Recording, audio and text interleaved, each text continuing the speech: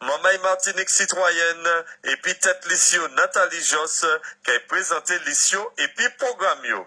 Nous bon compter démo et puis Joanne Juston, membre liste Martinique citoyenne. Alors nous sommes en entretien avec Madame Joanne Juston qui est sur la liste Martinique citoyenne menée par Nathalie Joss et pas mal d'autres personnes. Alors nous allons demander à Madame Juston justement comment ça se passe sur le terrain, la campagne qui a débuté pour vous. Mais écoutez, ça se passe très bien, puisque nous avons commencé à être effectivement sur le terrain, à rencontrer les gens et à distribuer nos documents.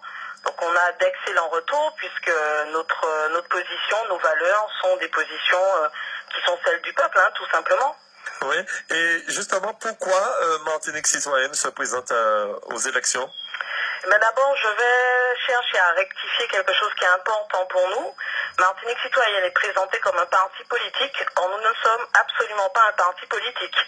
Nous sommes un rassemblement de personnes en colère, fatiguées par les bonimenteurs, les affaires politico-financières qui secouent notre pays, fatiguées de subir les choix des politiques sans qu'aucun de nous ait demandé notre avis. Nous sommes un rassemblement de citoyens martiniquais qui finalement a choisi de mettre ses convictions politiques de côté pour dire il y en a assez. Voilà, donc au départ nous étions pour la plupart d'anciens abstentionnistes, des personnes qui ne votaient plus, et nous avons décidé de ne plus rester assis et de ne plus être spectateurs. Donc nous nous présentons à ces élections parce que nous pensons qu'il est primordial de pouvoir être, quelle que soit l'issue du scrutin, de pouvoir être à l'intérieur de la collectivité. Mais justement, une fois à l'intérieur, imaginez au lendemain du 6, vous êtes élu, les premières actions de Martinique citoyenne, ce serait quoi? Alors tout d'abord, je demandais à chacun d'oublier ce qu'il fait de la politique d'aujourd'hui. Nous sommes tous habitués à des programmes politiques cloisonnés avec des tiroirs, le tiroir pêche, le tiroir agriculture, le tiroir santé, par exemple, qui correspondent en fait à des clientèles que les politiques veulent séduire afin d'obtenir leur vote.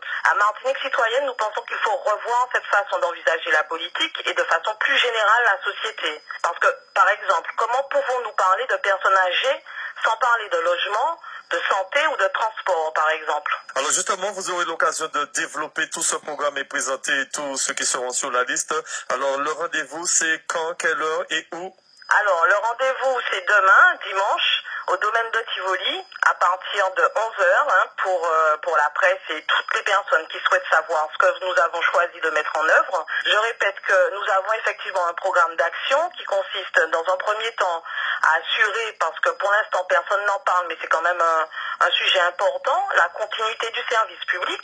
Ça veut dire qu'on va se pencher sur tout ce qui relève des paiements du personnel, des prestataires, des entreprises et surtout des prestations sociales.